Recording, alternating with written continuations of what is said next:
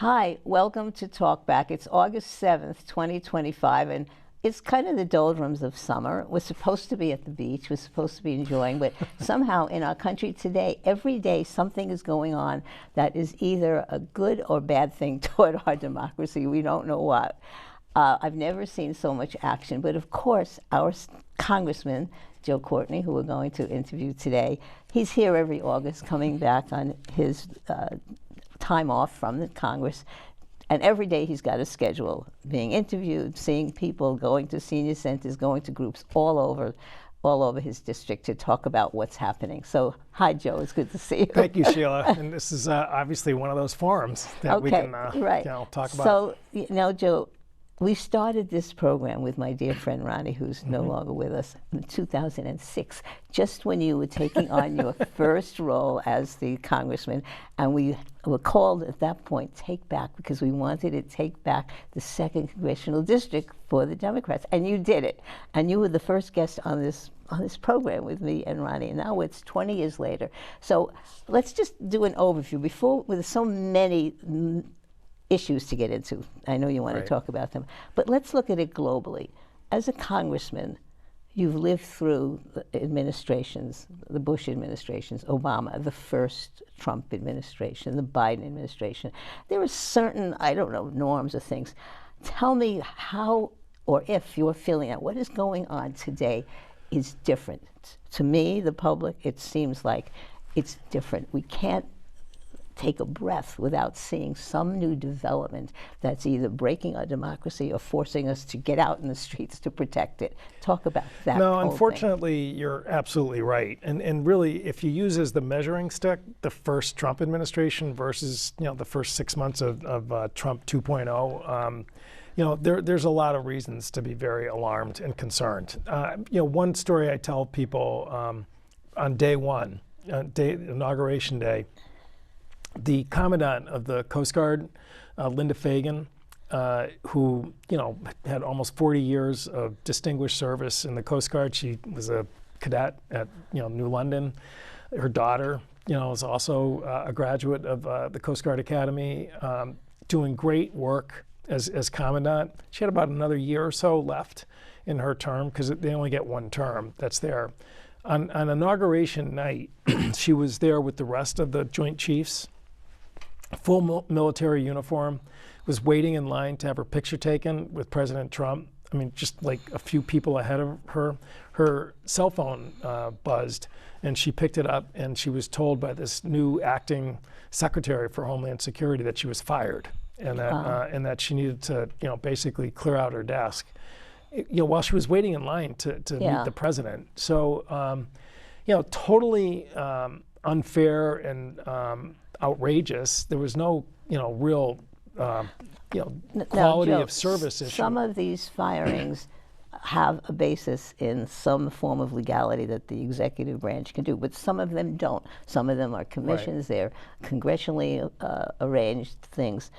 And it's hard for us to keep in mind which is which is an illegal firing, which is something the executive can do. Anyway, the whole thing is such a terrible mishmash. Right. Well, unfortunately for service chiefs, you serve at the pleasure of the president. And so there was no question she wasn't going to fight it. But, then, in quick succession, you see the Chief of Naval Operations, the head of the Navy, Lisa Franchetti, who was also just it took about another month or so, but she was, told she was done. G.Q. Brown, the first African-American head of the Joint Chiefs, he distinguished career as a fighter pilot in the Air Force. He was let go, and look at it's. Any president has the right to have their policies implemented. None of them were going to be obstacles to that. I mean, they understood, where the chain of command is, but they just were told for no good reason where to go. Well, anyway, and I just use that as one small example. It's one small example, because Trump 1.0, he did, respect the people who were in office. He was learning. He was getting the ropes, and he's totally ignorant about what the Constitution says. Now, I think through Project 25 and through the Stephen Miller crowd and others who have a handle on how to do things, they've they planned this No, out. and he's much more unrestrained in terms of just but the I way think he's when you're operating. talking about the firings of these military people, I see a thread here, and that is get rid of some whiteness, but also the whole push against having diversity, inclusion, equity. They have made that into a curse word, a dirty word in our culture, and so many Americans are sharing that view. Just talk about that. Yeah, for a no, minute. I mean the anti-woke thing, which they keep regurgitating. I mean, they even put it like in executive orders and legal documents, which there is no such thing as woke, in terms of Well, it as a used to be matter of woke. law. If you were woke, it meant you were up on what's going on in the Right, world. but as You a were legal term, I mean, as you know from your practice of the law, that's there. But really, also, what's I think really a part of the pattern, which every American should be worried about, is just that it sends a message in terms of independence of your opinions and your advice to the president. That if you step out of line or give a speech somewhere, which they always are doing, whether it's at military academies or think tanks or whatever, I mean, they're watching you like a hawk, and that's not healthy at all in terms of, just making sure that you're going to have good advice, not the advice that the president wants to hear. And we're seeing this play out right now with the Labor Department, with the Bureau of Labor Statistics. So we get to that, and then there's another link to what's happening on the campuses, making sure that the policies, the political views of Trump are fostered in institutions that normally a president has no business interfering in. And going after law firms, and going after saying law you were firms. going to be barred from access to federal courthouses. That lawsuit, by the way, the plaintiffs are winning in terms of reversing that order. But it doesn't matter. In some of the cases, plaintiffs are winning, but in other cases, people don't have the heart, the money to go forward, because even if they win, they're going to get bombed and attacked the next day for the same thing, right? That's what they're learning. You give in, it doesn't matter. You're going to get it back again. No, Steve Bannon calls it shock and awe. Yeah, they just want to just sort of overwhelm. And this is what's happening. We're getting every day. You just come in with new stuff every minute. So getting back to the language thing of the Bureau of Labor Statistics. Yes. That is, it's a 1984 thing. First of all, and we're going to get to this. You call it the beautiful bill. In other words, war is peace, good is bad, and if he repeats the beautiful every single day, well, of course it must be a beautiful bill. And of course, if he takes a black magic marker and says that the hurricane is coming here, it is coming here because why? I said so. And if it doesn't, then it's not. I didn't make the mistake. Some other weather person made the mistake, right? So we're taking that language and we're changing it.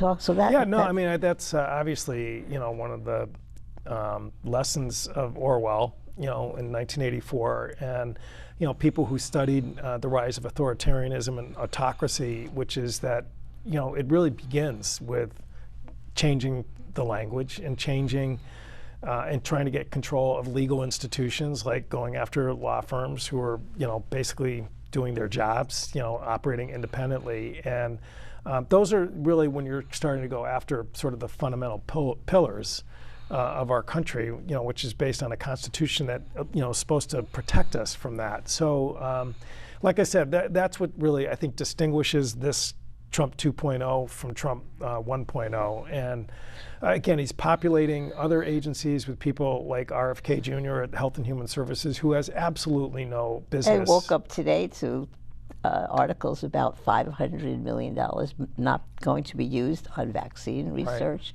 Unbelievable. And some cancellation of actual contracts for flu vaccines and COVID vaccines. And, the talking down measles vaccines. I mean, we just all assumed measles was a complete thing of the past. But then you get back to the craven senators who interviewed him in his hearings to become the health. Linda McMahon at the Department of Education, Hegseth at DOD. These are people who in Trump 1.0, and he had some bad apples. He had Linda McMahon in that too. DeVos, before. But I would say, Secretary Mattis at DOD in Trump 1.0, he was a really, credible They didn't last thoughtful very guys. long, and to their discredit, they didn't come out and speak up enough about it. And don't you think they should have been more vocal? But people are afraid to speak up, Yeah. which is quite outrageous. So let's get back to Yeah. that Bureau of Labor Statistics, because it makes a very important point. If the government is going to control who puts out the statistics and what the statistics are, how can the world trust America? We are I mean, we're watching CNBC all day, and Right. the stock market is on. How can we trust the administration to give us the right statistics? Well, with that decision, honestly, you're killing the trust. You're eroding the trust. And as you point out, I mean, the folks on CNBC, I mean, all day long, it's just ticker tapes of data. It's data, And that's right. what investors need.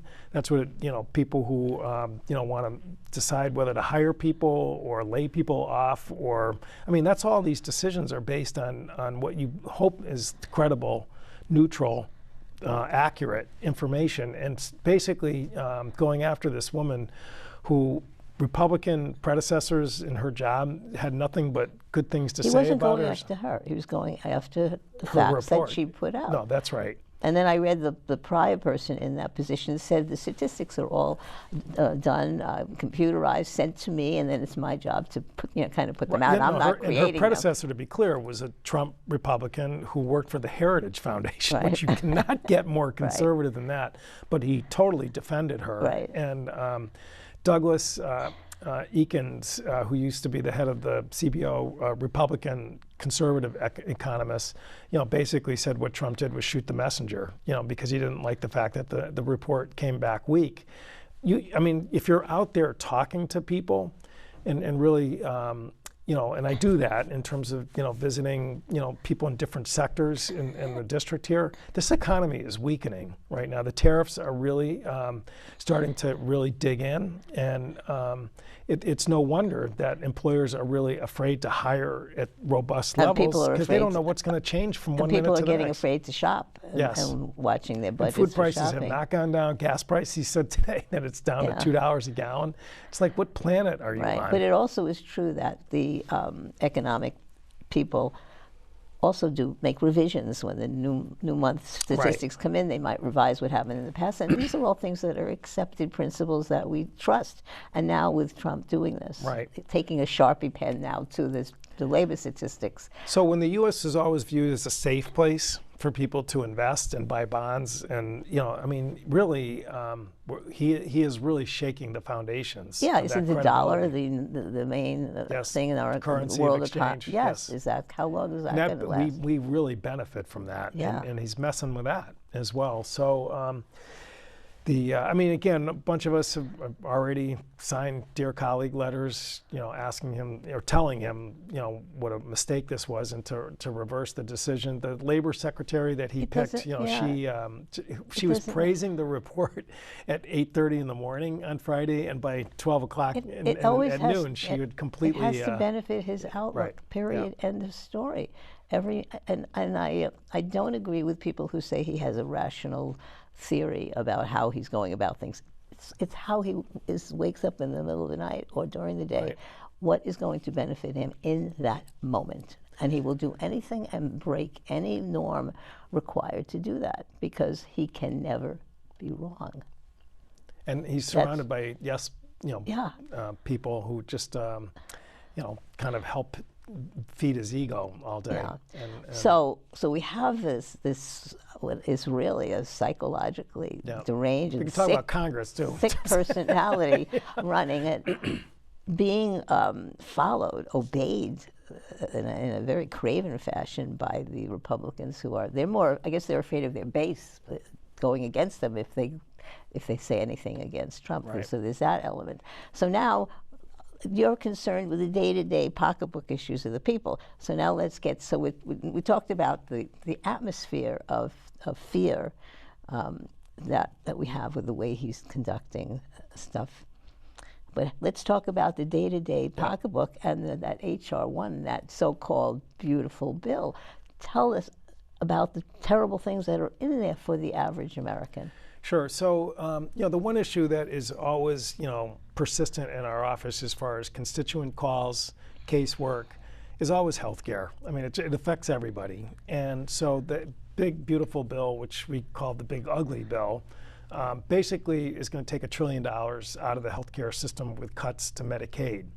And, during the debate on the bill, which, was boiled down to a very close vote in the House, Republicans were like, oh, you're criticizing, Medicaid. All we're doing, the cut or the programs that we're voting on because it's really just to get after waste, fraud, and abuse, and these people should go out and work. But the fact isn't that what they're trying to do? They're trying to put work requirements that they say is going to save money. So what's going to happen? The people that really deserve Medicare are going to be thrown off. It's really going to be. It's really I think the more accurate way to describe it is paperwork requirements, because that's what ends up. That's how people fall off the program, and we know that from states that had work requirements in the past. But the bottom line is, if you listen to, in my opinion, the community that matters the most, which is the hospital networks of this country, American Hospital Association, Catholic Hospital Association, the children's hospitals, I mean, all of them looked at this bill. They are not partisan Democrats. They're not, okay? And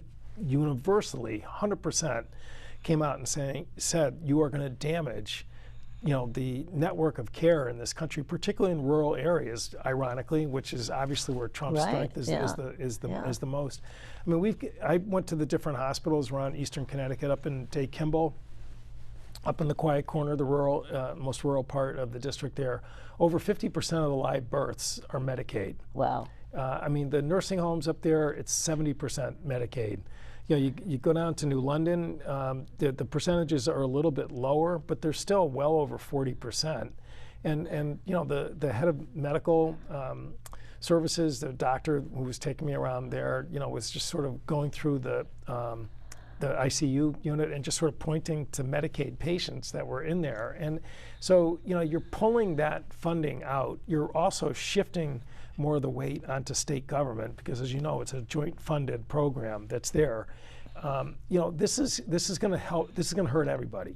It's going to result in cost shift. So why are they doing this? So that it was to pay for the tax breaks. But even that is creating a $3.4 trillion deficit, according to the Congressional Budget Office. It's actually, the latest revision is now over $4 trillion. Over $4 trillion. Yeah, in terms which of the debt. Republicans have been saying since Franklin Roosevelt that these tax cuts will increase revenues, because we're going to power our entrepreneurship and the businesses, and it will trickle down. It's never worked in all the years since they've been screaming this since the New Deal, right? Right. So the Congressional Budget Office, which does the scoring, they're always criticized by the Republicans that you need to do dynamic scoring, which shows like how it's going to stimulate more growth. So CBO said, okay, we'll do dynamic scoring. And even with that, it came out with a $4 trillion. Hey, but Joe, it doesn't matter. He's going to take his black Sharpie and change that 4 to a 1 or a 2. Yeah, but I mean, it's going to have real life impact on people. If the government's borrowing that much money, it's just going to put more pressure in terms of interest rates going higher, which obviously affects people's ability to do things like buy homes. So I read something that either you wrote or was in a Connecticut article that over 30,000 Connecticut residents may lose health care. Well, actually, the number is higher than that in terms of Medicaid. It's closer to about 190,000 statewide. So if you divide it by 5, by congressional district, that's there. But the other thing that the bill did, and the Medicaid changes were shifted out past the midterm election, because they obviously don't want people to be feeling this right away. But they did not do the same thing with the Affordable Care Act premium subsidies, which again, people who enroll in the Obamacare market, Access Connecticut, we call it. You see the ads for it on TV there. They had their best enrollment year last year. It was about 170,000 people enrolled last year, but that's because we passed more robust premium subsidies, particularly for older people, because the system is age rated. You get charged a little more, the older you get, which is part of insurance. But in any case, with the elimination of those subsidies, which is what this bill did, and it also narrowed the enrollment period for people, There was this article that came out this morning from the insurance commissioner in Connecticut who basically warned that probably about 40% of the people who enrolled now will fall off. Oh my because God. it's just going to be way How too many expensive. uninsured people are Well, still that's the left thing. in In Connecticut? we've been doing a good job. So it's about 3 or 4% roughly, which before the Affordable Care Act passed, it was around 10%. And but the fact of the matter is, you're just going to again create this cycle of cost shifting because hospitals cannot just leave people who are and the emergency rooms already are just strained beyond the limit. You go to the emergency room and the hallways are just filled. So people who again are always calling the office upset about healthcare costs. I mean, unfortunately, this bill just aggravates that even more. But it's not going to go. Which part is not going to go into effect until the Medicaid cuts were pushed off till after the midterms. But the Affordable Care Act is that's for policies written starting January 1st. So the quotes are going to come out really in about 2 months in October. That's the enrollment period for 2026. That's where people are going to get the sticker shock because it's going to be ugly. So I've read, will any hospitals close? I read that many rural hospitals can close around the country. Yeah, so I mean, there's no question that Day Kimball is a freestanding hospital up in the quiet corner, and it's no big secret. They are always sort of battling to keep the doors open. Honestly, they need to keep the doors open because that's out there in terms of services. Great people, great workforce.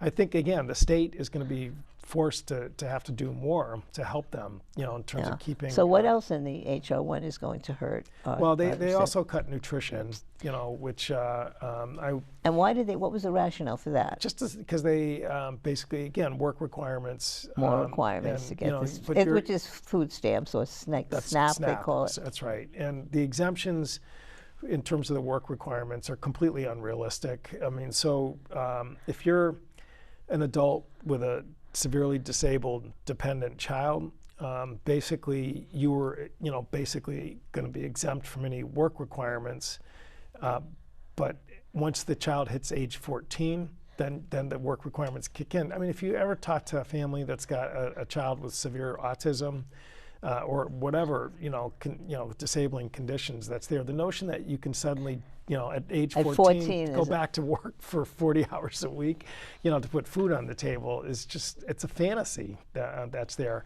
This is happening at the same time that the TFAP program, which is the emergency food program that funds Connecticut Food Bank, all the food pantries and food banks around the state, again, those were, not only were they cut, the Secretary of Agriculture canceled delivery of trucks that were filled with food, had them turn around and come back.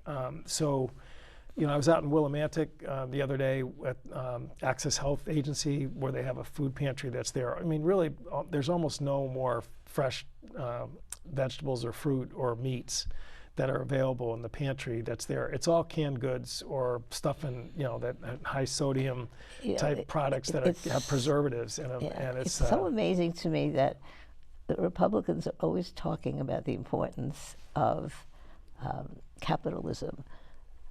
And it seems to me as whether it's to Tesla or other entrepreneur inventions that we want to support, we give tax breaks to the entrepreneurs, but we want capitalism for the poor. We want you to pick yourself up by your own bootstraps.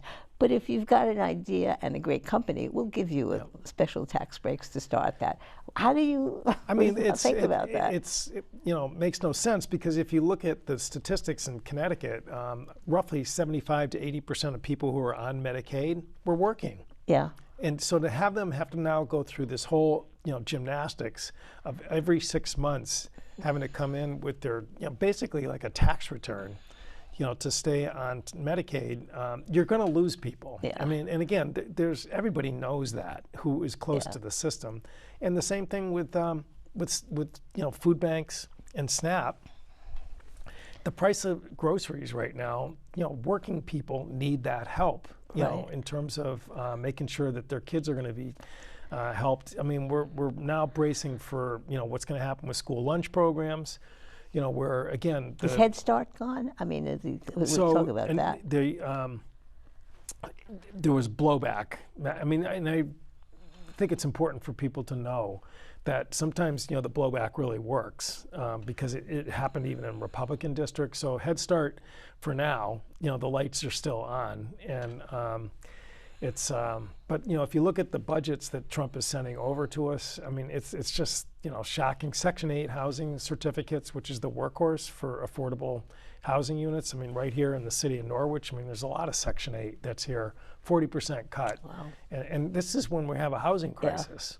That's Now, there. one of the things you highlighted in one of your tweets or press releases, I don't remember which, was that July 30th was the 60th anniversary of Medicare. Yes.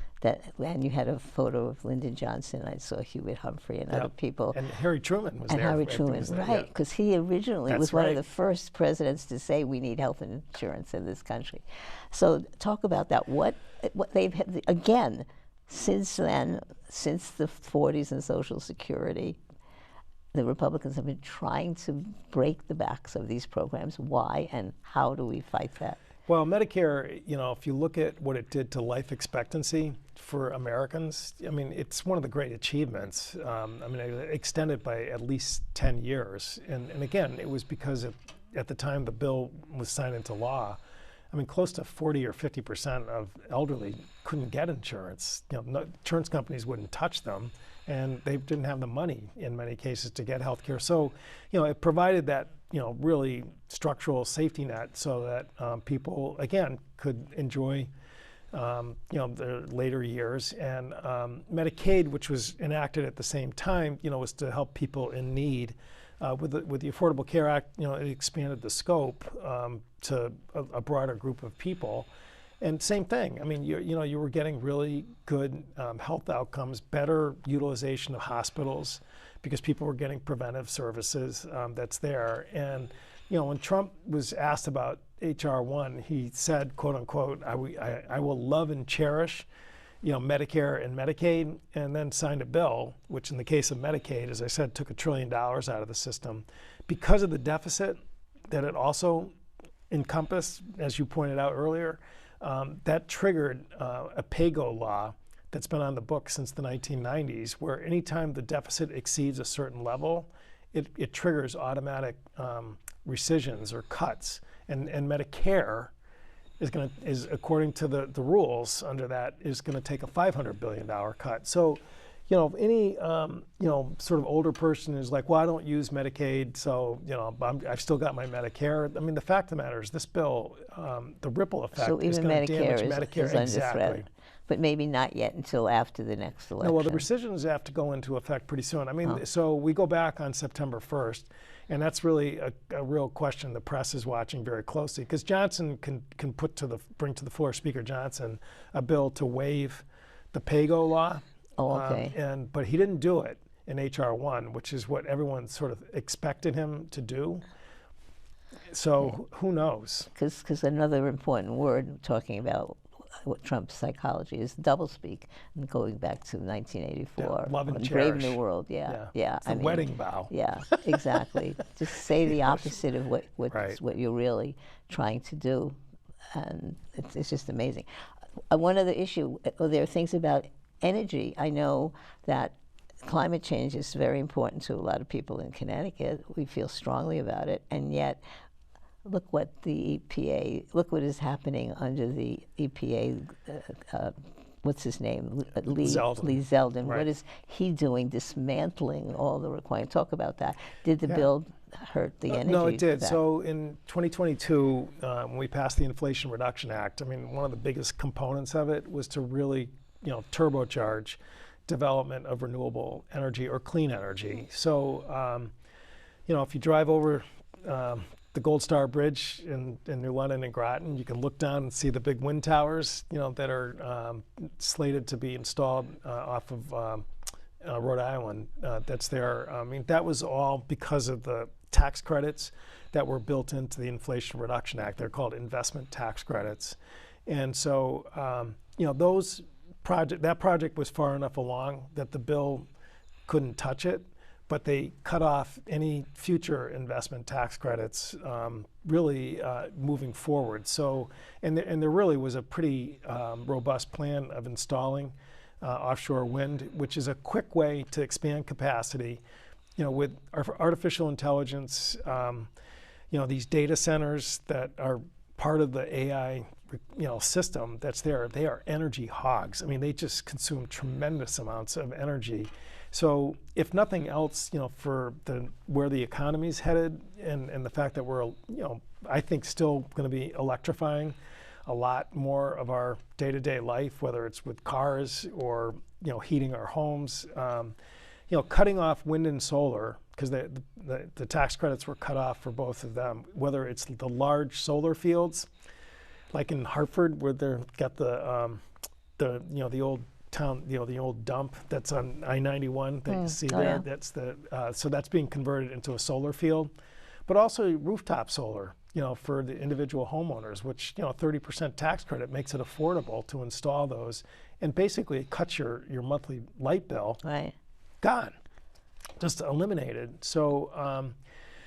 In Connecticut, we're never going to drill for oil or gas. We have actually a pretty nice, industry right now of solar installation. Obviously, the wind project down in New London was creating lots of really good building trades jobs that's down there. So it's not good for our economy, certainly in a state like Connecticut.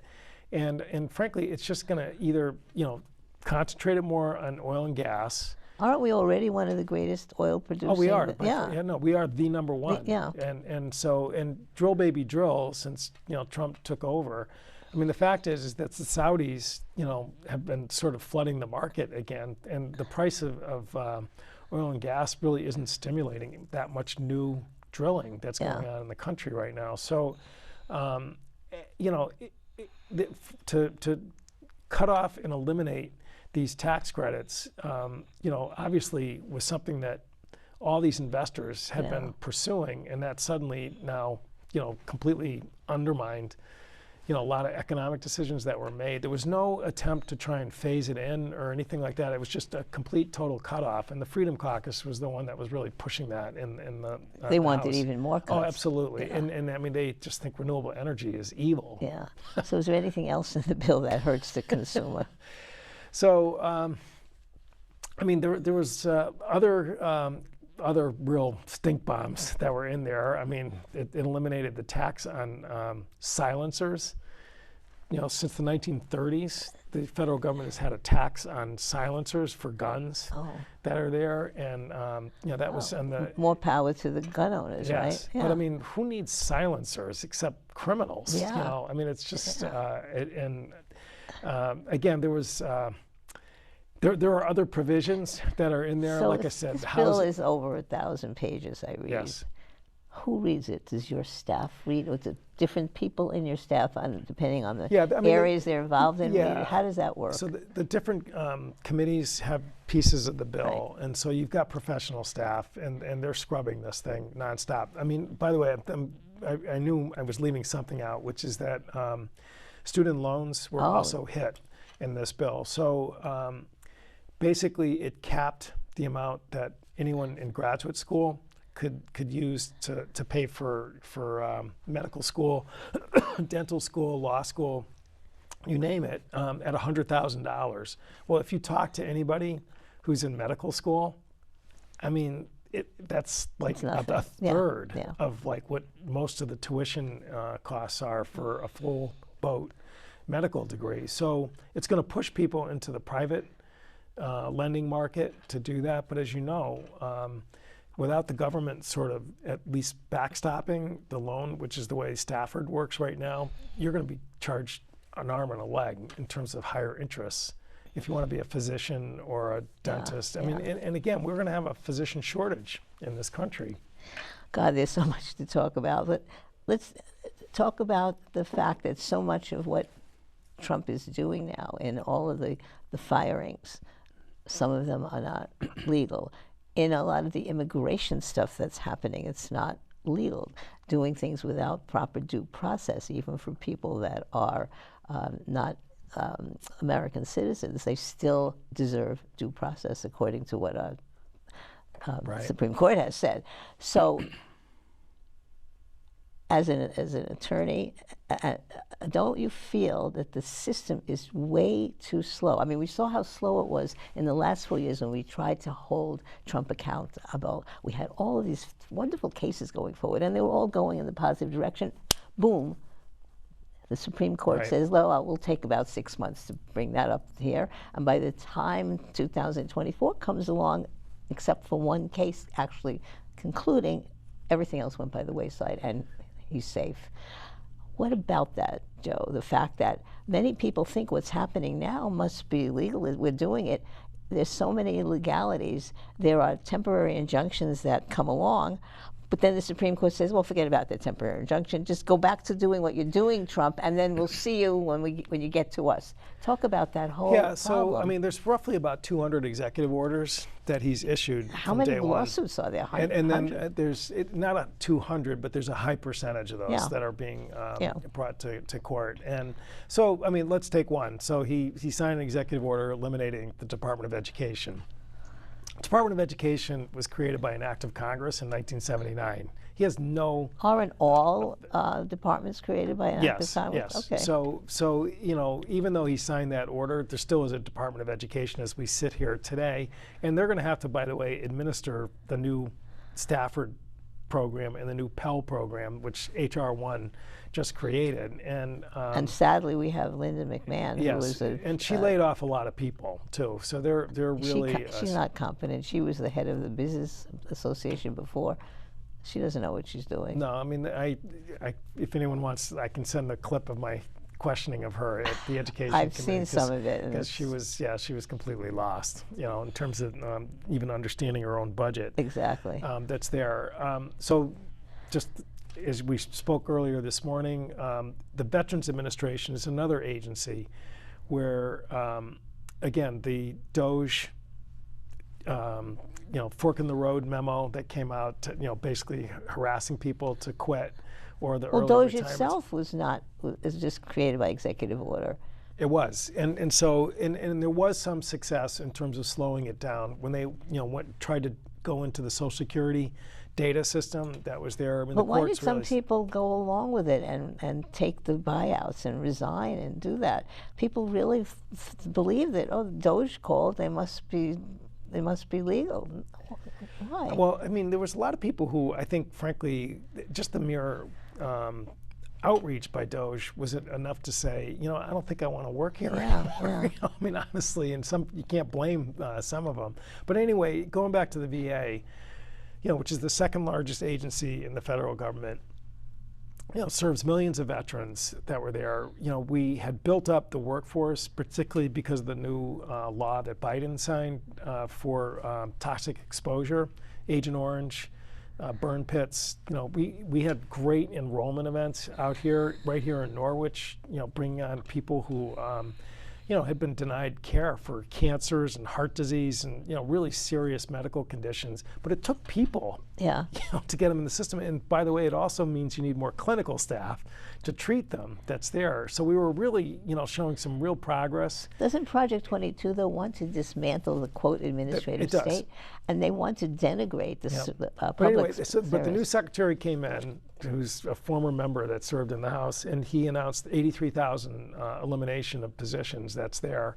Again, the veterans, 83,000 out of how many that were? It's hundreds of thousands that work, but that's still, they're short-staffed now, okay? And so he kind of backed off a little bit, but there's still going to be about 30 to 40,000 gone as a result of his moves that are happening right there. When they're fired, and if they're fired illegally, who steps in? Do we have a cadre of attorneys, advocates? So the unions actually were suing. Yes. Who, by the way, Trump just canceled their union contracts this morning as we walked in there. So, because they definitely view federal employee unions as the enemy that's out there right now. So, but in any case, in the case of Education Department, there are other lawsuits like the protecting the Social Security data, where there really was some success in the courts in terms of slowing down the administration. The one that I think is really going to be an interesting one to watch is the lawsuit that the Attorney General's brought on tariffs. And William Tong in Connecticut Yes, was he's part of very that. active in that. So Trump is using an emergency, economic emergency law to justify the way he every morning will wake up and say, well, I'm going to give India a 50% tariff, or Brazil a 50% tariff, even though we have a trade surplus with Brazil. Right. Well, or, I mean, he just kind of comes up with these lists, like that Liberation Day thing, which was just completely incoherent.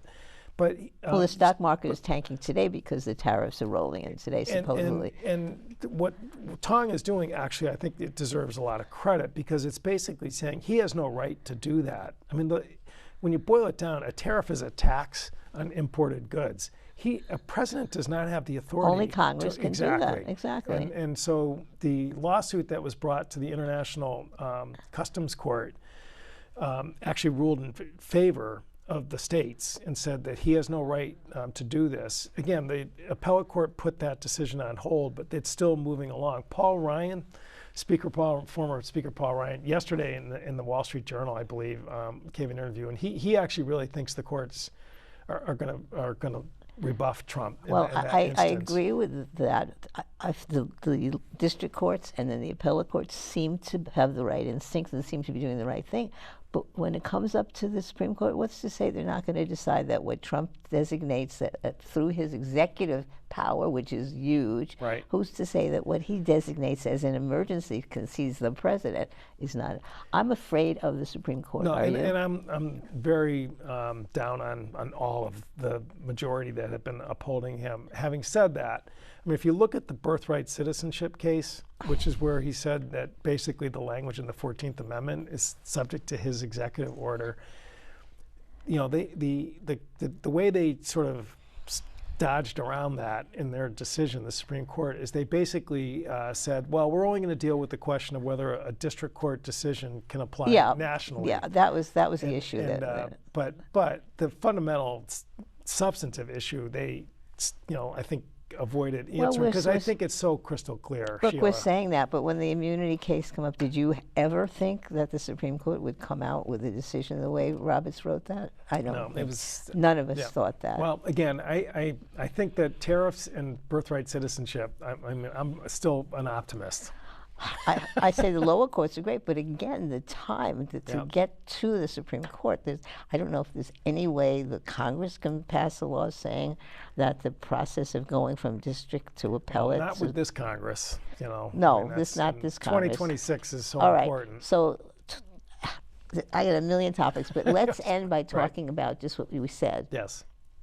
The democracy and what's going to happen 2026 when you are going to take over, just like you did they'll be great, the 20-year anniversary, because in 2006, I went down to Washington with you when Nancy Pelosi became Speaker, and you were sworn in as the congressman. So give us a little snapshot of the proper history. Congressional delegations are reassessed every 10 years. Correct. So this is census. And that's when so Connecticut, sadly, over the past decades, we've lost districts, right? Now we have how many districts? 5. We used to have 6, we used to have 6, right? So what's happening now is that in every state, they determine how the districts are to be organized, how the maps are to be drawn, right? How do we do it in Connecticut? Well, Connecticut, it's the state constitution, and it's actually, in my opinion, a really fair way of doing it. It basically requires that it be 50-50 bipartisan. It's not done on the basis of what's the majority at the given time, when the census is being done. And that kind of keeps both sides honest. Okay, so that's but every state has a different mechanism. So in New York, I think they have a commission. Correct. Some states have commissions that are supposed to, every 10 years, draw the lines in a nonpartisan way. But other states use their legislatures. Right. So if the legislature has a majority of Republicans, like, for example, in North Carolina, let's say, they can, every 10 years, make all kinds of crazy districts that will give the Republicans more congressional seats, even though maybe the Democratic-Republican ratio in terms of the number of voters is 50-50, but because of the way they're going to draw this in the Republican legislature, they're going to get 2/3 of the, so now let's go back to Texas, okay?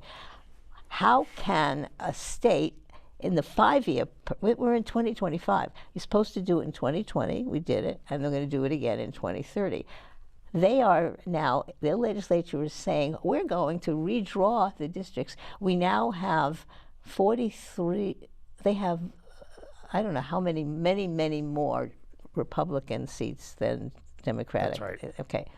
They want even 5 more. They Right. want to make it so there are hardly any, even though I read this morning that there are more registered Democrats in Texas than Republicans, which is amazing, even though Trump won by 56% and Harris won by 44. Yep. Even if you take that balance and do it, they want to way go over. So Yep. talk about that, how Sure, awful and this, that is. we'll wrap up with this question. So there's no question that states, and some are Democratic states as well, have been, going back and revisiting maps within the 10-year census requirement that's been in the Constitution, and which most states adhere to in terms of when they do their redistricting. They given again the individual states' laws, I mean, they can do that, but it's still subject to the Voting Rights Act. Okay, so that's really where the rub is going to be for whatever map comes out of this effort in Texas right now. It certainly happened in Louisiana, where the Democrats picked up a seat because the map that the Republican-controlled Well, the court there said forced them to do it because it violated the but that was Voting a Rights state Act. court. No, it was a federal court. It was a federal court? Yeah, and so the U.S. Supreme Court, in terms of its exercise of voting rights authority to force states to have to be more fair, with their redistricting, has been mixed. Okay. I thought there was a case, was it a North Carolina case some years ago, where the Supreme Court said that's a political issue and we're sending that back to again, the state. it's been, like I said, it's been mixed. Okay. In some instances, they've approved So they may not. voting They rights. should be taking Right. up these issues. Because we picked up a seat in Alabama and we picked up a seat in Louisiana in the last cycle because of Voting Rights Act litigation that took place there. So, having said that, what's going on in Texas is an outrage. I mean, this is just they have a natural disaster of just biblical proportions with that flooding down there. These people need help, and basically that has been shoved aside so that they can deal with a political issue that is coming from the White House. I mean, it's outrageous, just in terms of and it's just how amazing blatant how it they is. say the truth out loud. Yeah. One of them in Missouri said, we're a Republican state and we want to be a white Christian state, and so we need more congressmen. Right. Did you hear that? I mean, they say that right out loud. So, obviously there's Hakeem Jeffries, the leader in the House, has been meeting with leadership in other parts of the country in terms of whether or not, frankly, you're going to fight fire with fire in terms of redistricting. And, I really, think that we shouldn't dismiss that out of hand, because I think this it's so blatant what they're doing.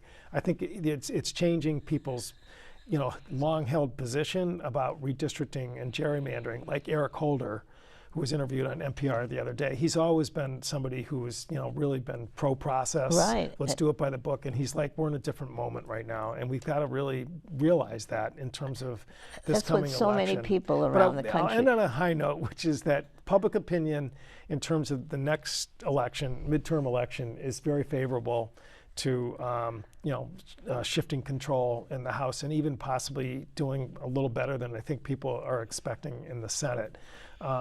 Trump's, and I think the economy is still what elected him, and I think what's happening in the economy is where I think his ultimate most widespread weakness is.